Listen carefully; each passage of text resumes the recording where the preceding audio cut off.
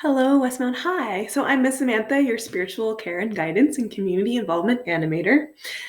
I know, longest title. So I am here this month to talk about gratitude. So what we're going to do in this first video, so I broke this into small parts because our attention span with videos is not that awesome, and that's okay. So this first video, we're going to talk about gratitude and what it is and why it's important to practice it. Then I'll have another video kind of about an initial how, like how we practice it, how we start working on it. And there'll be a third video on different activities that I have available for you to do in class or personally available in the Drive folder in the virtual Oasis. And then the final one is going to be a pre and post test of happiness. So before doing an activity and after doing an activity, I encourage you to try that video. So hopefully it'll make sense as we go along, but so there will be 4 videos and this is the first video. So gratitude is, I think we know, be thankful. It's Thanksgiving, right? Coming up next week. And so gratitude, we often think about as just being thankful for those things. And we're like, oh, I'm glad I have a PlayStation and I'm glad I have a house and blah, blah, blah. You're in high school now, so we're going to work on going a little bit deeper on what it really means to be grateful. So I want you to think about gratitude as a sense of thankfulness or appreciation for the good in our lives. Okay, so that's a simple thing. So we can be grateful for just like those things, the people, the places, but I want us to kind of go next level now. So we can feel grateful for the ways in which we benefit from things others give us. So think about an example of what is something that someone does for you, right? So if we benefit, so things like even right now, we're in school, whether at home or you're getting an education. So think about the ways that you benefit from getting this education. And that's something others give us, our government, our taxpayers, our voters, our citizens, your staff people in your schools, right? So that's a feeling of gratitude for the things that we benefit from that others give to us. Another thing is the aspects of our environment. Think about either the environment as our world, nature of trees and rain and snow and sunshine. But it can also be our physical environment of our school or our home, having running water, having plumbing, right? These things around us, so that those things to be thankful for. And then the actions that others show care. Love is a verb, right? We can say, I love you, I love you, I love you. But if you're not showing me, do I really feel that? And sometimes people will show us love and they never say it out loud. So feeling grateful for these actions that people do that show care can help us feel loved and help us focus in on those things. So things like my husband unloading the dishwasher, which is my job usually, but like seems kind of simple, but that's really his way of showing he cares, especially if he knows my week has been busy. That action of him simply unloading the dishwasher is an action of love. And the qualities of ourselves or the other person. So qualities like ability to read, ability to socialize, my mad swimming skills, right? So, and then, or that I'm open and I'm kind, that I have a big smile, or that my husband is always there and ready to help, right? What are the different qualities? What are the different abilities of ourselves to be grateful for and other people around us? So definitions of gratitude, we're going to go even more scientific right now. So this is a definition from Robert Emmons, a professor of psychology at University of California in Davis. And so he kind of breaks down gratitude as 2 things. It's an affirmation of goodness. So it's just affirming and saying positive, like, okay, these are good things. And it's recognizing that the sources of this goodness are often outside of ourselves. So does that make sense? So affirming that something is good and also recognizing that the source of that goodness is often outside ourselves. We can totally be grateful for things that we do ourselves, and that is also something. But right now we're kind of focusing on that outside of ourselves, the things that we can't control, and focusing on recognizing and affirming those goodness and the people and the things around us. So to go deeper, affirmation of goodness, it's affirming and stating there's good things in our world.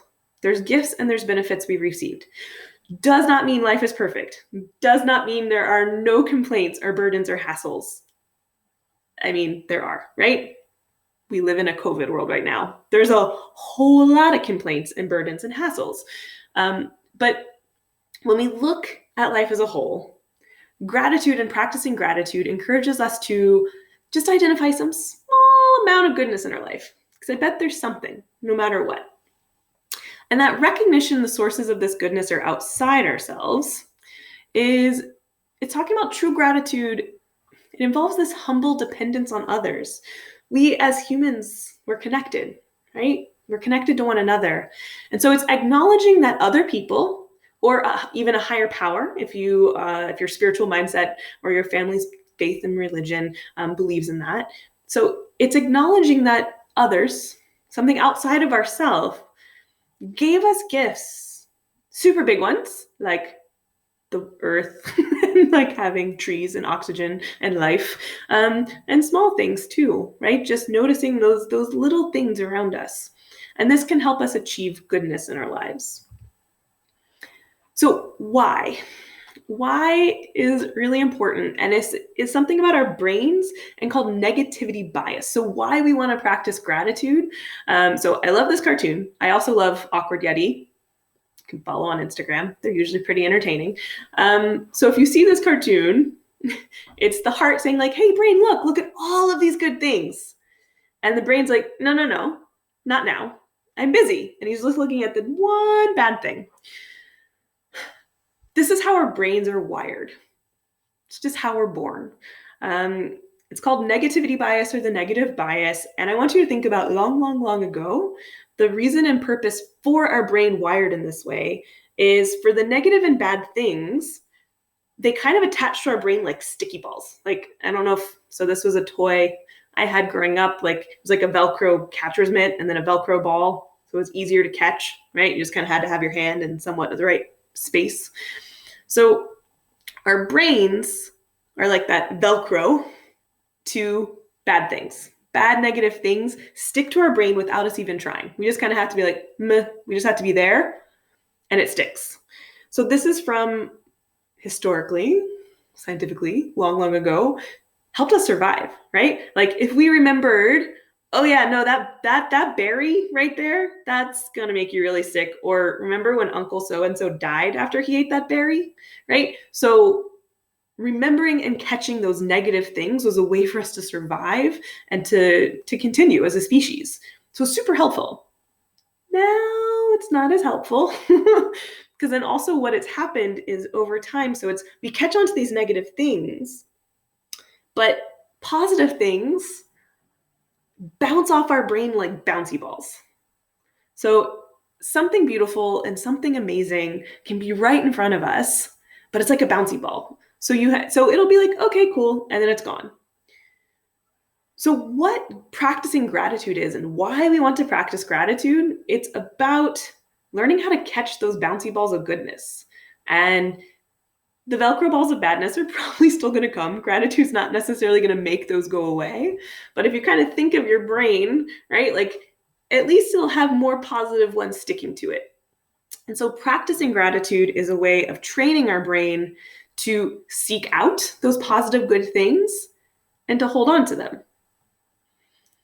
And then hopefully the positive, it'll start to become like second nature, and hopefully it'll start becoming like Velcro to the positive as well. But it takes time to train it. Just like to be a basketball star, you don't just like roll out of the uterus and start shooting baskets, right? Like you have to train, you have to work hard.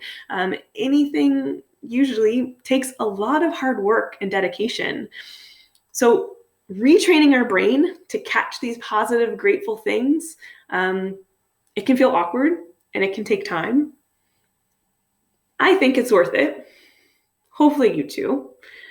So in the next few videos, we're going to go deeper into the how, like how we can actually retrain our brain into noticing these things that we're grateful for and holding on to them so that the positive things around us be easier to catch. So thank you all for our first part of our video, and we'll be back with part 2 to go a little deeper into how we start training our brain, the practices that we can develop, the ways that we can seek gratitude and seek these positive things around us at all times. And